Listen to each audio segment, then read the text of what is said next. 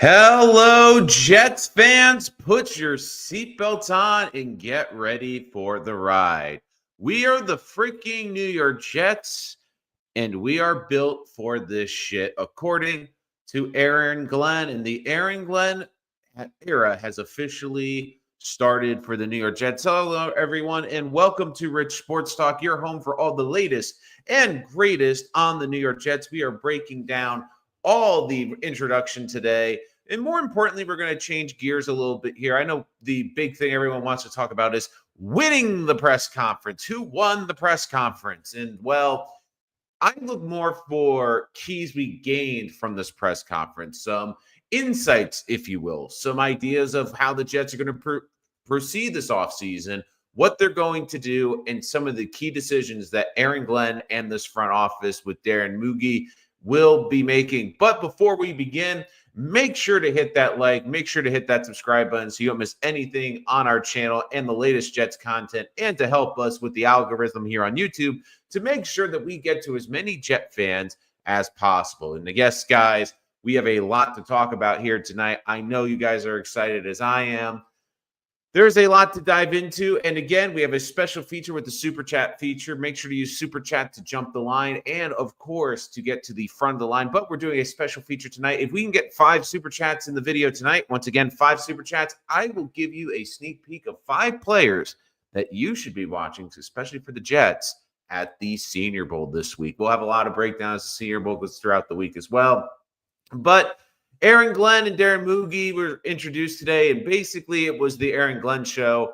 Look, I think Darren Moogie had a solid press conference. It was very, very brief. Aaron Glenn is clear this is his team, this is his organization, and that Woody Johnson has given the keys. Of course, when you listen to his speech, you can see why the Jets were enthralled with him, why he was one of the more popular coaching candidates.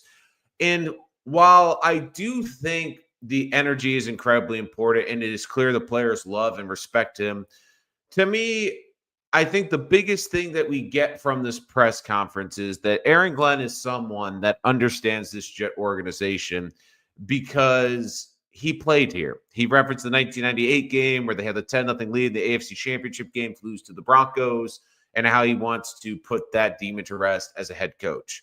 I think it is clear that this is someone that understands the history of this franchise, the pain of this fan base from this franchise, and more importantly, how this franchise is perceived. And I do think that when someone comes from the outside, they don't get it.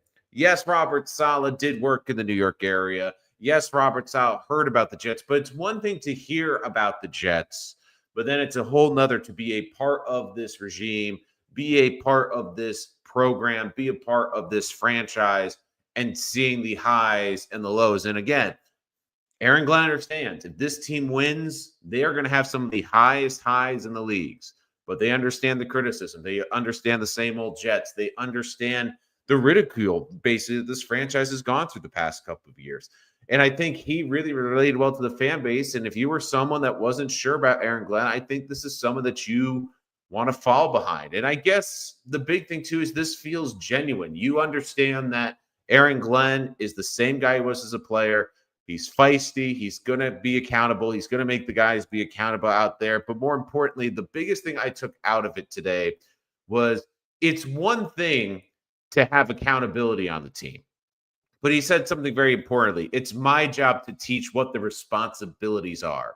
And that quote really stuck out of all the quotes to me today, because this is a team that for the last couple of years under Robert Saleh and this former regime had a lot of talent, but it didn't seem like guys understood their responsibilities. And especially as this season started to go sideways, you saw guys basically playing for themselves. Hassan Reddick playing for himself. Javon Kinlaw selling out to get a sack. You saw guys not playing within a system and not really understanding, A, their responsibilities, or B, caring about their responsibilities. Well, guess what? I felt my responsibility.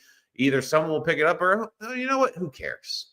Who really cares? And it does feel like Aaron Glenn really does care about this team. And the other big thing I took out of this too, this is Aaron Glenn's show.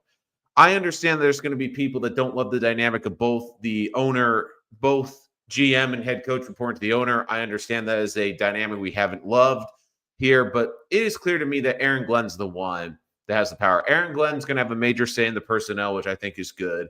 And Aaron Glenn and Darren Mugi are going to work together. And I did laugh too, because I was seeing, especially in the local broadcast, them making fun of the Jets for this process. But I give the Jets credit. They could have easily just signed the GM the same day as Aaron Glenn, but they kept the due diligence. They kept working on their process. They kept bringing in interviews. They're like, okay, we're going to interview one person, or we're going to interview a second person. Okay, now we're going to do a third person. And I thought that was very important for this process, that the Jets are basically casting a wide net out there and making sure that everyone and everything is explored. And I give the Jets a lot of credit. They basically had a hard decision to make. They picked a guy that has worked with Aaron Glenn before, and someone that's coming from an organization that's drafted very well. I think the Broncos have drafted incredibly well the last couple of years. But to me, this is Aaron Glenn's show. A couple of other big things that came out to you, obviously, Aaron Glenn's personality. The big thing is certain aspects of this offseason. Aaron Glenn was quoted before the press conference, but he brought up again today of how they're going to handle Aaron Rodgers. And basically that they are going to talk to Rodgers in the short term and get a resolution quickly. Now, I think it could go 50-50 either way if Rodgers is back. I think it depends on how Glenn perceives him, how they're going to get along. But I do think that they want a decision made pretty clearly so they can figure it out. Because, again, it's a big decision. If Aaron Rodgers basically tells the Jets, look, I don't feel like I want to play football, which I think is the least likely scenario. I think Aaron Rodgers is coming back. Then the Jets can move on. But I think in all likelihood, Aaron Rodgers is going to ask for his release. Now, again, maybe he loves Aaron Glenn. Maybe he respects what Aaron Glenn is saying. Maybe he buys into Aaron Glenn. And if he's coming back for one season, I think that is ideally the best situation for the Jets. But the Jets need clarity. And I think with Aaron Glenn, we're going to get it pretty quickly. I don't think that this Aaron Rodgers thing is going to drag out too long, because the Jets are going to have to make some big decisions, because free agency is just around the corner.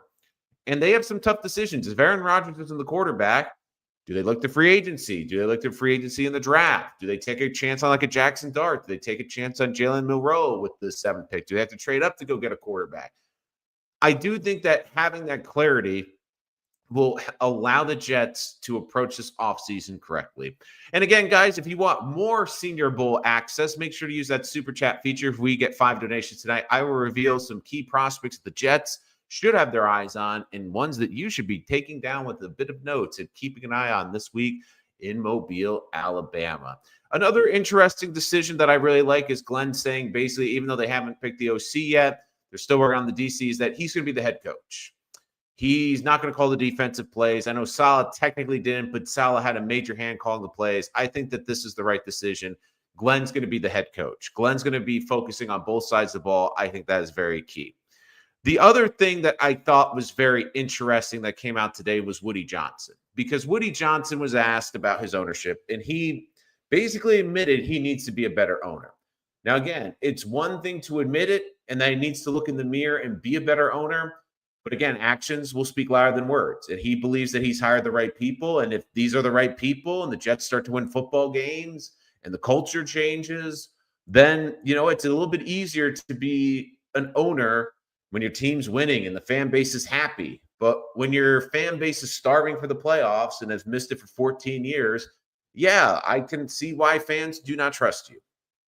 The other big thing, too, is kind of overshadowing this was Mugi today. Look, I think Mugi, of all the people, it was a big risk. But I like that he's a former football player, former quarterback, someone that's been working with the analytics, someone that's been a scout. But I do think Aaron Glenn brought up some very good points. He brought up his relationship with Bill Parcells and his history. And what was fascinating about that history was when he came to Bill, he's like, look, I want to be a head coach. Well, sorry, let me rephrase it. He said, I want to be a coach. Bill's like, no, you're going to scouting. He's like, but I want to be a coach. No, you're going to scouting. And he said at the time he hated that, but now he understands it, because he said the best coaches are the best talent evaluators. And I do think there is something to that, because last year, it felt like for the majority of the season, us as the fans had better talent evaluation of the Jets roster than the Jets coaching staff. We felt Tyron Smith was cooked at one point and Olu should be getting reps. And it wasn't until he got hurt that Olu got reps. We were screaming since the preseason that Michael Clemens should not be on a 53-man roster. And instead, he lasted the whole season and caused mind-blowing penalty and dumb play every freaking week. It felt like every week you saw Michael Clemens on the field, you're like, God, where's the Tylenol? Because I am just going nuts watching this guy play. The other thing, too, is you looked at this roster and you're saying, this defensive line isn't that great, but they thought it was great coming in. But we kind of were on the fence like, I don't know. It seems like a bit of a risk. They went into this offseason, and then it's like, okay, well, we're also going to play Allen Lazard a ton. Okay, he's not that great. So I do think that being a talent evaluator is very key. And look, there's going to be some big decisions for this Jet team this year and a lot of intriguing decisions. And it might not be popular with this fan base. Now, I'm not saying they're going to trade all the stars away, but maybe there's some nice pieces on this team that maybe this team and Aaron Glenn look at the talent and they go, they're solid players, but they're not really what we're looking for. They're not really what we're looking for in terms of a fit. And we value another player a little bit more. Now, I think they're going to be limited with their cap space and what they can do. But maybe a guy like Malachi Corley, someone that this new regime is going to highly value, maybe someone they don't highly value. I think a lot of it's going to come down to watching the tape, going through the tape from last year and getting an evaluation. And a lot of this is also going to come through the preseason as well and through rookie minicamps. I think they're going to get a good idea of the talent. Like, two guys I think they're going to be very intriguing for this team are going to be Carter Warren and Max Mitchell. If they can bring in a decent offensive line coach and develop one of them, I'm not saying both, but one of them into being a 6 offensive lineman who you can go to in a pinch and he can fill in, those could be very valuable players. Maybe there's a scenario where the Jets look at them and go, okay, Aaron Glenn looks at him and says, you know what? They have the raw tools. They just haven't been taught the right technique. They don't know what their responsibilities on this play were. They didn't understand what the blitz coverage was here because they weren't taught properly. So there's some guys on this team that maybe we're undervaluing from previous drafts that maybe this new regime could find a role for. Guys like Malachi Corley, maybe Jeremy Rucker. But there's also guys, too, that maybe that we really like who they might let go of. Like a guy who might not be a popular guy, especially now, to let go of is Jamien Sherwood. Maybe the Jets look at it in this front office. And again, I know I'm going to get a lot of hate comments. And again, guys, if you want to make sure yours is read, use the super chat feature. If we get to 5 super chats, I will unveil some key prospects to keep an eye on at the Senior Bowl this week for the Jets. The big thing I look at with the Jets is that's going to be an intriguing one because don't forget, Jeff Ulbrich really liked Sherwood. You also have Robert Saleh now back with San Francisco being the DC there. The Jets might look at it and they might make a tough decision and say, we really love him. Yes, he's an ascending linebacker. Yes, he's in his mid-20s. But do we really want to pay him $9, $10 million a year when there's some guys in the draft that we really like? I know a lot of Jet fans are going to be screaming to approach the defensive line and sign defensive players and go out there and get defensive tackles and go and get this and that. But there's a very good depth of defensive tackles in this draft. Maybe they value kids in the draft more than they do in potentially the free agency market. Maybe they value a quarterback in this draft class more than someone else. And maybe there's a quarterback out there that maybe we don't value highly, but maybe they do. And maybe that'll be my next episode. Let me know in the comments if you would like to want me to bring up some dark horse quarterback candidates for the New York Jets. We can also talk a little bit about the Senior Bowl, but let's get to you before we continue to go. Rico, the pup, is in here. I thought it was smart to address Aaron Rodgers' situation out of the gate. Smart way to deal with the press. Look, Rico, because you knew that was going to be the first question. That's the biggest thing. Like nationally for the Jets, that's the intrigue. The national interest in the New York Jets isn't because they're a good football team. It's because they want to watch the Aaron Rodgers soap opera. They want to know what's the latest. Is he in? Is he out? Is this going to be Brett Favre 2.0? There's a lot involved in here that I do think is very important to keep an eye on, and especially to keep an eye on how they approach this offseason. And Aaron Glenn, if he doesn't answer the question, and this front office doesn't answer the questions, in the media, it's going to be, oh my God, they don't know what they're doing. They don't know what's going on with Aaron Rodgers because they don't have an answer. They don't know what they're doing. Like, to me, it just shows like, look, we're going to talk to Rodgers in short order. We're going to meet with him. We're going to talk to him, and we're going to come to a decision quickly. And I think that that is the right way. We can't be in middle of March. Oh, maybe Aaron Rodgers is coming back, or maybe this is. They need to know, because a lot of things change if if Aaron's here or if he's not. If Aaron's here, Devontae's probably here. Then that means you can look at the receiver market completely differently. You can look at not having to draft a quarterback this year. You can be a little bit more aggressive. If you don't have Aaron Rodgers, then you probably don't have Devontae. You then have a massive cap hit against you, and then you have to be creative. Okay, we only have X amount of money. Where do we have to put those resources? Are there key guys that we have to go? Like, again, I mentioned Sherwood earlier. Yeah, we really like Sherwood, but we need a safety more. We have to address the current situation. And it just feels like, too, I think Wild Wave brings up a really good point, is it feels like they have an adult in the room. And even like with this, it felt like with Aaron Glenn, like, yes, I know that the built for this shit is going to be on t-shirts. It's going to be a slogan for the Jets. But it feels like this is someone that understands how he wants to build this team and basically doesn't want to take from no one. That's basically how I interpret it. And I think that's how a lot of us Jet fans interpreted it. Where even with Robert Saleh, it was that all gas, no break. All gas, no break.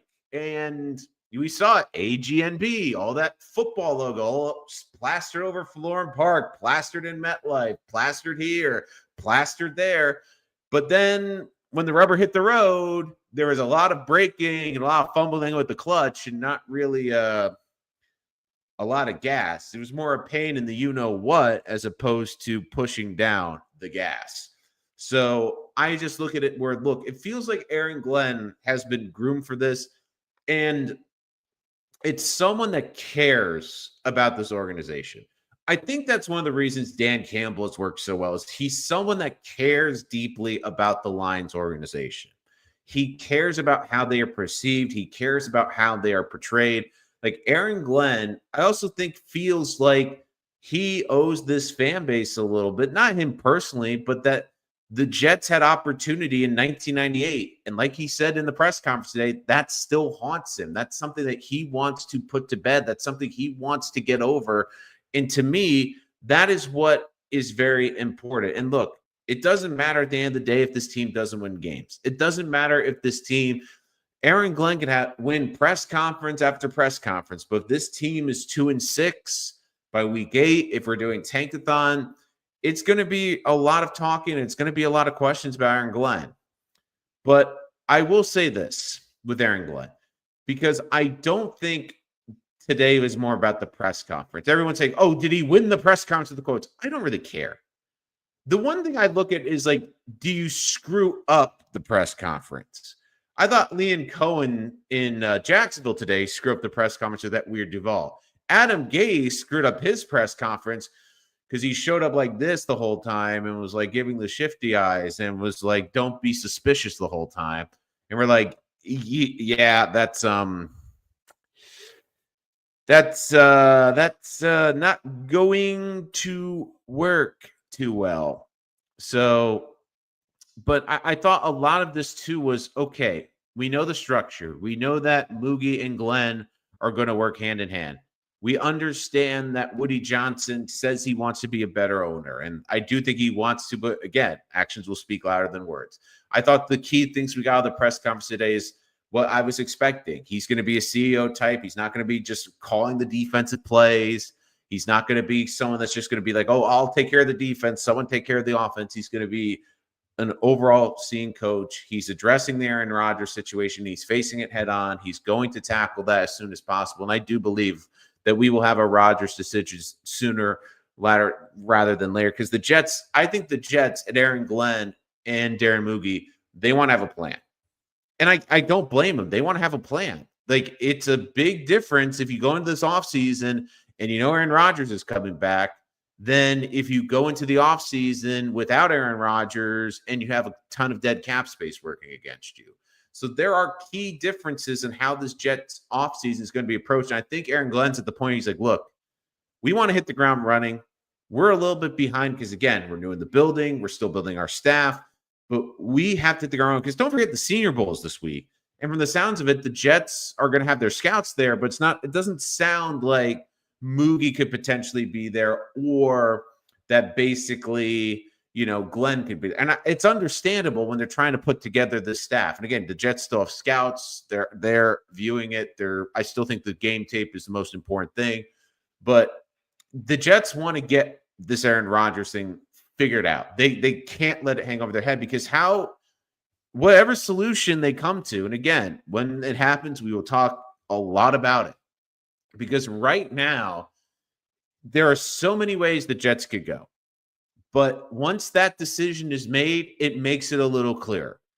It makes it clear if they're going to draft a quarterback. It makes it clear if they have to be more frugal in free agency. It makes it clear if they have to approach the draft a little bit more aggressively or conservatively. It addresses how they're going to build this roster. It builds out who's going to be on this team. It opens up possibilities. If Davante Adams could maybe be a trade piece, again, if he's not going to be here because Aaron's not going to be here. It opens up like, okay, then that means Allen Lazard, who I think was still likely going to be out, is definitely going to be out. It then brings up the question, okay, well, we have this massive cap hit. What happens with CJ Mosley?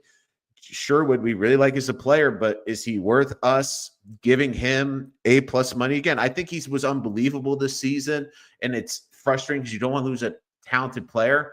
But they also have to budget too. Like next year, we're going to pay Garrett Wilson. We're going to have to pay Sauce Gardner. We're paying Michael Carter. Like they have to make financial decisions. Does it make sense to pay Sherwood now and eat into the money that you could potentially give to your A players next offseason, as opposed to paying again, he's the guy that could be ascending into an A player. I think he's a good B+ A- player. But if Jeff Ulbrich and the Falcons decide to go nuts and say, you know what, we're going to give him 14, 15 million a year or 12 to 13 million dollars a year for a 4 or 5 year contract, they might look and say, well, this is a draft that we have a lot of value in. We think there's a lot of converted players that can play both safety, can be converted safeties into linebackers. There's someone we can get on better value in. Again, maybe a B player, but we can get them for B money as opposed to an A player and playing them A+ money. So there's a lot of things, dominoes that fall either way. And that's why I think that it's the biggest one for the Jets this whole offseason is Aaron Rodgers. And I do think Aaron Glenn and Darren Moogie are going to get an answer fairly shortly. Now, I know a lot of you are interested to know what I think. If I had to put money on it, I don't think Aaron Rodgers is back just because of it just seems like his attitude is he doesn't want to be here anymore at the owner. Now, again, we could be proven wrong. I just get the sense that Aaron Rodgers today will likely not be a member of the New York Jets in 2025. Now, I can be wrong before. And again, like I said, when they hired Aaron Glenn, I hope this isn't a video I'm doing that when I look back at it 2 or 3 years, I'm going to look back and say, oh boy, I was wrong. Oh boy. But it does seem like a couple things that I really like about Aaron Glenn is he's developing a staff where it seems like he's going to have a mixture of young coaches and veteran coaches, where Robert Saleh was a lot of learning on the job. There's a lot of first-time head coaches that were getting their first months. Again, guys, the Super Chat is available. So again, guys, we're having a goal with the Super Chat tonight. Make sure you use that new feature. If I get 5 donations tonight, I will be unveiling some key prospects for the Senior Bowl to keep an eye on, because again, that's going on in Mobile. So if you want to get a exclusive, make sure to use that Super Chat feature and to make sure that your comment is seen in the live stream and make sure that it is read. Wow, if you pick up Garrett Sauce 5th year, it comes to $51 million toward the cap. That's a lot of moolah. I mean, even if you have a $225, $230 million cap, that's a lot. That's a lot. But look, I get it too. If you're someone that is not confident in this team, I get it. I can completely understand where a lot of this fan base is coming from. So I get it. I get all sides of this fan base. If you're excited, if you're excited about Aaron Glenn, I get it. If you're pessimistic about Aaron Glenn, I get it. If you think the sky's going to fall for the Jets, I get it. I see every side of the fans within this fan base because it has been, I mean, let's face it, the Jets have been basically in hell the last 15 years, and so is this fan base. And I get it. And, I was laughing today because I kept seeing this over and over again. Oh, it's so hard to be a Buffalo Bills fan and get eliminated by Patrick Mahomes 4 times in the playoffs year after year after year. I'm like, okay, yeah, that's great. How about Tom Brady and Bill Belichick taking your lunch money every twice a year for 20 years? How about the Jets not being in the playoffs for 14 years? How about the Jets not hosting a home playoff game in over 25 years? And I get it. People are going to say, well, the Jets have the Super Bowl. They won Super Bowl III. But for the vast majority of us fans, we haven't had that success. We haven't seen that success. And we haven't seen anything really close to that success. I mean, we've had blips on the radar. 1998 is a good example. Sometimes in the mid-2000s, 2009 and 2010. But since 2010, forget purgatory. This has just been football hell for Jets fans.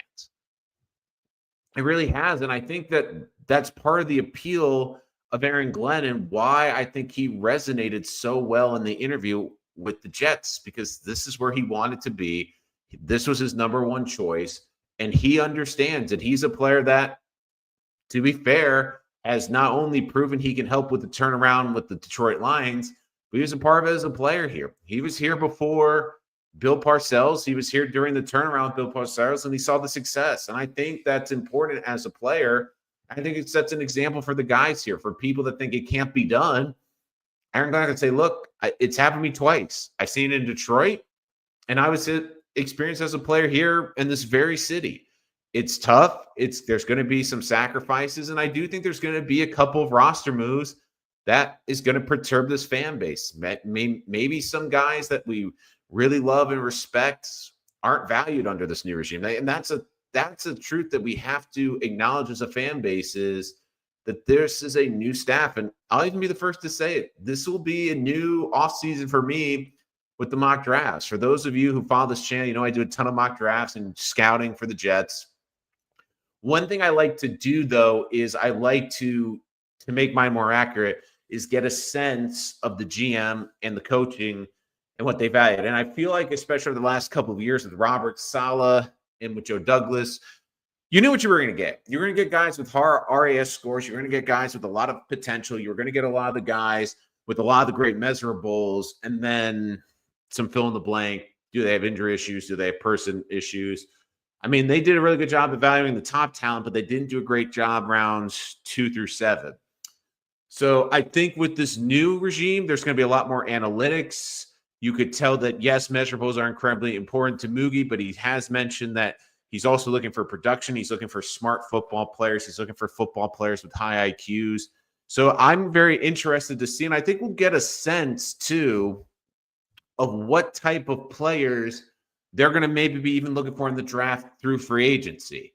I think you're going to see a lot of moves, and I will not be surprised if you see a lot of players from maybe the Broncos, maybe the Lions, maybe even from the Saints, or guys that Aaron Glenn has had contact with over the last couple of years, maybe on kind of short one-term prove-it deals or one-year deals to bring in so they can establish the culture and bring in guys that know the system that they want to run and guys that have been successful in the system. I mean, we saw it with Rex Ryan. He brought in Jim Leonard. He brought in Bart Scott. He brought in guys that understood his defense. Robert Saleh, we've seen him bring in people from San Francisco. We saw a lot of the San Francisco connections come over from there and become New York Jets. So I do think I will not be surprised if we see a couple of Detroit Lions, whether even it's not saying that they have to be starters, but even role players, even backups, just so they can help instill what type of culture they're looking to build, what type of system they are looking to run. And I do think that will be incredibly important for how this team is built. But again, guys, let's go to some of your comments. Comment section is open. Want to hear from you guys. Let me know what you think. I think we will know by time if he can coach. If we are 7-3-7, 2-8 not good. A lot of it's going to depend, James, on the quarterback, though. If Aaron Rodgers is here and they're 2-8, then it doesn't look good. But if they're starting a rookie quarterback potentially, I can't be as harsh on them.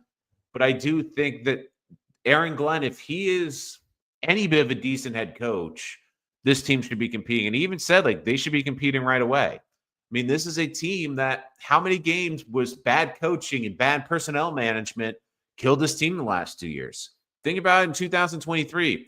If the Jets had the cojones to go out and get a legitimate veteran starting quarterback to even back up Zach Wilson, they would be in the playoffs because they would have someone to turn to instead of Tim freaking Boyle down the stretch.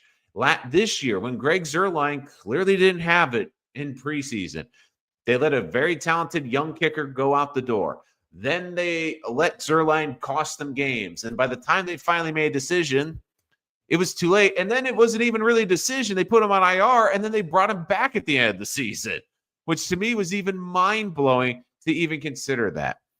I wouldn't mind losing a few players as long as the G have vision toward no single player's worth it. And look, for the Jets unrestricted free agents, like the biggest one to me, I do think would be Sherwood. And there's two reasons. Number one, he's the type of player that you look for. He's like a DJ Reed type where he's someone in their mid-20s, someone that's still ascending, someone that you don't mind maybe giving a little bit extra year or another little extra couple million because he's young and he still feels like an ascending player. The other reason too is you have two guys who have developed him, who have coached him, that are now in different places and now could potentially want him. You have Robert Saleh now going back to San Francisco. Now, I don't think San Francisco necessarily, because they have a ton of pieces there, but I would also look at it too, and I'd go, okay, I could see him going to Jeff Ulbrich in Atlanta. Atlanta needs help on that defense. He needs a vocal leader on that defense. Like, I would not be shocked that happens. But again, if we are to look here at the unrestricted free agents, now again, the Jets have a couple of voided contracts. DJ Reed's contract voids out. Javon Kinlaw's, Tyler Conklin, Tyron Smith, Solomon Thomas's, Wes Schweitzer. A couple of the key ones, again, like I said, is going to be Jamie Sherwood. But there's a couple of intriguing guys that you wonder, could they be back? So a couple key guys that pop up instantly for me is Morgan Moses. Personally, I would love Morgan Moses back. I think it'd be perfect to have him on a one-year contract, basically be the right tackle and help develop someone behind him. But maybe there's someone that they have an eye on. Maybe they want to get a younger guy in there. That could be a key one. Ashton Davis, the safety position. You have Ashton Davis, Jalen Mills, and you have Chuck Clark, all his free agents. Even Isaiah Oliver, but those to me are the big three. Do they value having a guy like Ashton Davis as a backup player? Do they view Adams as a starting safety or just a role player? Do they view Jalen Mills as a role player? I mean, Jalen Mills came in as an unrestricted free agent this year and basically played 39% of the snaps. But again, he's going to be 32 next year. Kenny Boa is a tight end. He's going to be 28. Is that a little bit too old in the tooth? Chuck Clark just hit 30. Do they want to move off of him a year early than a year late? Morgan Moses, do the analytics tell you that after the injuries last year that it's a smart investment to invest $5-6 million in salary in him? They might tell you that's not worth it. I mean, there's other guys too on this team like Jake Hansen. He's going to be 29. Could see a valuable role player as a backup. Brandon Echols, 28.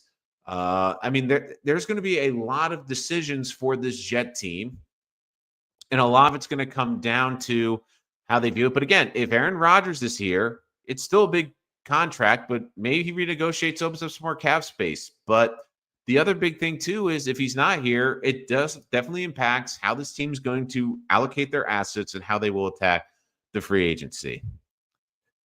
You think we compete with Rodgers next year, be honest, with a new offensive system and a new scheme for a defensive system? Are you saying, okay, can you just clarify, are you saying A new scheme for the defense. I think it's going to be a 4-3 defense. Detroit primarily plays a 4-3. They play multiple fronts. I think you're going to see very similar kind of to the Jets. You definitely can compete with Rodgers. I mean, Rodgers wasn't healthy this year, and I think if he's a top 15 quarterback, you can compete with him. The question is, will he buy into the system? And part of the reason I'm hesitant is I think Aaron Glenn wants guys that are going to fully buy in, understand their responsibilities, and sacrifice for the team. And my biggest thing is I think Aaron Rodgers is at the point in his career where his legacy is in tow. And I think right now he's just looking to add to his legacy. Now, I think the big thing to add to that legacy would be another Lombardi trophy in the case.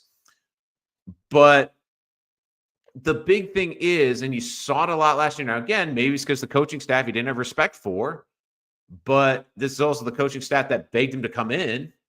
Was he basically played AAU football with Devontae Adams and Allen Lazard for weeks and forgot that they had guys like Garrett Wilson who were really good and missed a lot of plays. And I think he wants someone to be accountable. And I think there could be a quarterback who we're not talking about that maybe could be brought in. Now, I'm not saying he'll be a great quarterback, but maybe it's someone that we're not thinking about that could at least hold down the fort until they find some guy to draft potentially. Detroit roster so much worse. Dan Campbell's first year compared to the Jets. Detroit plays a 3-4 man front. I have to double check that with the Lions. The thing with their defense too, I kind of wonder too if they changed it a bit throughout the season. I do know that they do play a lot more man, which is definitely going to be great for these corners. They're going to be aggressive. They're going to be a lot more of a attacking defense. They're going to blitz more. I think they're going to give up some big plays, but no, they primarily run. If you even look, they primarily run either a 4-2-5 or a 4-3. So I think they switch more to the 3-4 down the stretch, though, because of some of the injuries that they had.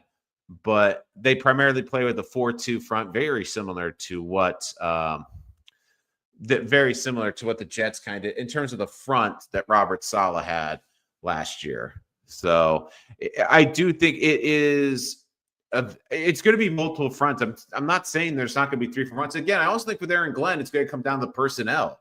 Because right now, I think they're going to put a lot of investments on the defensive line.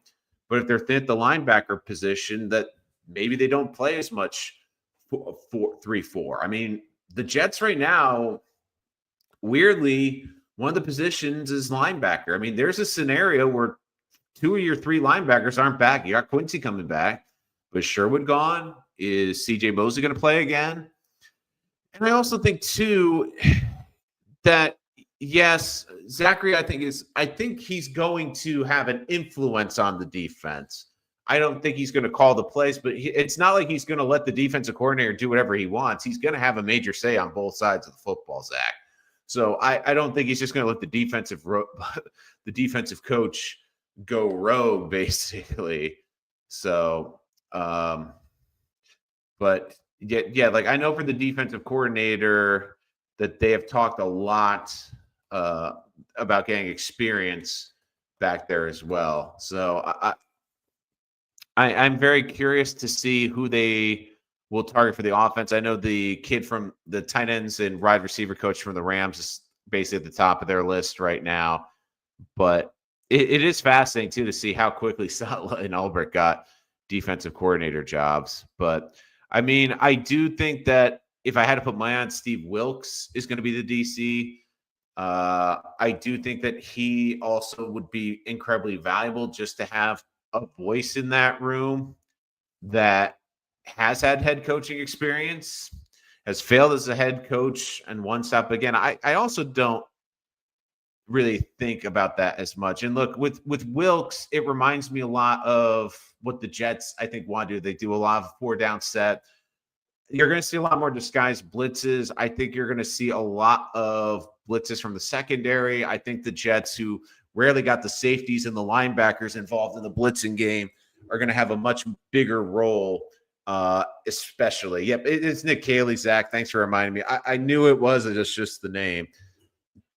Just the name was escaping me briefly at that point. But look, overall, I thought Aaron Glenn had a great press conference. I don't really care about him winning. The biggest thing is I think we have an idea of his vision. We know he's going to meet with Rodgers quickly. You know he's going to be CEO. You know he's not going to be in charge of the defense.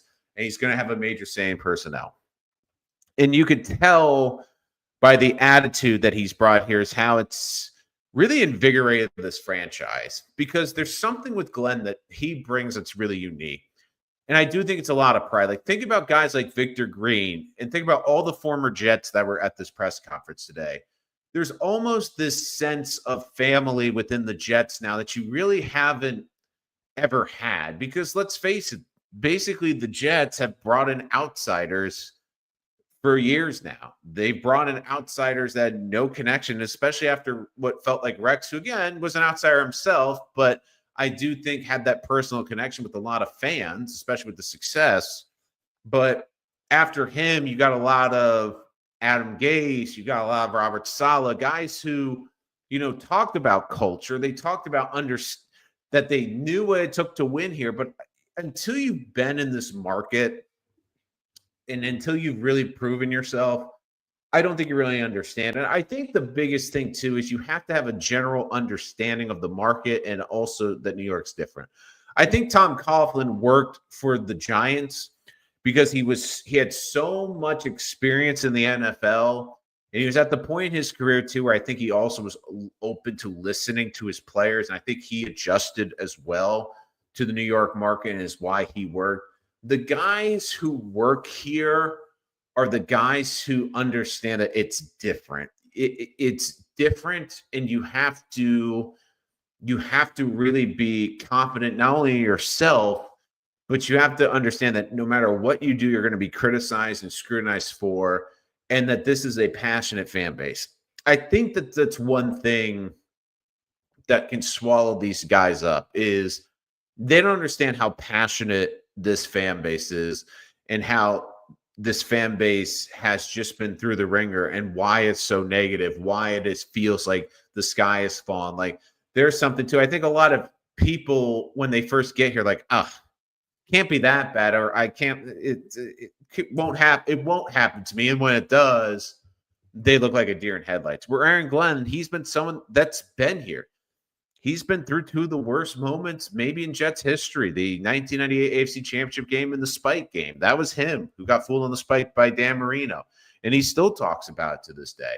And I think that having someone that has been through those trials and tribulations, but more importantly, has seen the successes in the turnaround both here with Bill Parcells and in Detroit, is very invaluable. And I think that for the Jets, yes, I was someone that wants someone with the head coaching experience. Yes, I want someone with more an offensive background. But where they are at this point is you need someone to understand the culture. And I think that's why Dan Campbell worked in Detroit. He understood that the culture there was a blue-collar fan base, was a fan base that hated getting downtrodden, a fan base that wanted their football team to be tough and be rugged. I mean, the Jets are a football team that wants to be respected. And the best New York teams, the best Jet teams, they had grit. You knew that the Rex Ryan teams in their heyday were going to go out and punch teams in the mouth. You knew that under Parcells, the Jets were not going to embarrass themselves, that they were going to be a fight and a handful every single week. I think that's what Aaron Glenn sees. And I do think Aaron Glenn understands that this team also has a lot of talent. And look, I know a lot of people are saying, well, if Moogie wants to make a great first impression, just go sign basically Garrett Wilson. Again, as a Jet fan, I will not personally hate them if they make that decision. In fact, I will commend them for that. To me, it just sounds like this is a front office and a coaching staff that is not only in unison, but has an understanding of where this fan base comes from. And I do think that finally there's a bit of a sense of pride here. Like, again, the picture of all the former Jets, Wayne Corbett, Nick Mangle, Damian Woody, like, there was a strong support of former Jets. And I think you're going to see a lot of former Jets really embrace Aaron Glenn, maybe even join his coaching staff, maybe not even join his coaching staff, but be around this program, be around this turnaround, because there is something special about this team and especially this fan base. I think that the players who have played here and have really been successful here understand how great of a fan base this is and how much this fan base really does appreciate the service that you give this team if you're willing to commit and you're willing to go through some of these hardships. Because again, there's a lot more hardships than there are successes. But I do think I'm curious to see how they build the staff. We're going to talk about that in the coming days. I know there's a lot of speculation on who they're going to hire as the OC and the DC. There's a lot of speculation on how they're going to approach free agency. But of all the dominoes, and look, that's why this is going to be a big off season. That's why you should subscribe, like, so you don't miss any of our latest content on the Jets. That this is going to be an off season that is going to have a lot of dominoes. And depending how those dominoes fall is going to really determine. Now, the first few have fallen. Aaron Glenn, Darren Mugi, we got the front office, we got our head coach. We're waiting on the coordinators. We're waiting on all that. But the biggest thing that we have to look for right now for the Jets is we have to look at Aaron Rodgers, because that's the biggest domino of all the pieces to fall this offseason. If Aaron Rodgers is here, it does impact who they can target, how their financial situation will be, and how they approach this offseason. If he's not here, it is completely different, because it likely will have a major cap hit against this team. What quarterbacks do they attack in free agency? Maybe in the trade market. There's a lot of different things that the Jets can do, but we won't have a picture. It's basically trying to look into the crystal ball.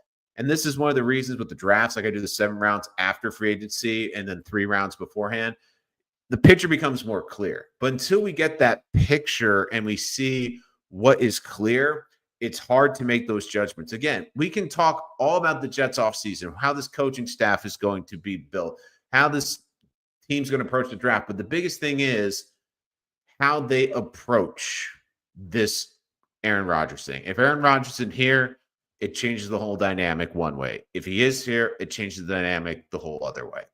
But overall, I think Aaron Glenn, the staff, made a great first impression. I think that if you're a Jet fan, you're excited. And this is the first domino to fall in what is going to be a wild offseason. So make sure you strap in and you join us for the ride, because we're going to have a lot of shit to talk about here on Rich Sports Talk. Again, thank you for joining us. Make sure to use those super chat features if you are not here and joining us after the live stream and you have questions you have for me, or you have ideas for videos, let me know in the comments below. I read every comment and I will get back to you. So again, always appreciate the love and support. If you know any Jet fans, of course, make sure to tag us, like, and subscribe, but also share us on social media. Let other Jet fans know about our community as we try to get more Jet fans involved here. And of course, we're going to have a lot of special guests and a lot of topics, because this is going to be a wild ride of an offseason. Make sure you are there for us the whole way. And again, guys, thank you always for the support. We always appreciate, and we will see you next time here on Rich Sports Talk. Thank you and have a great night.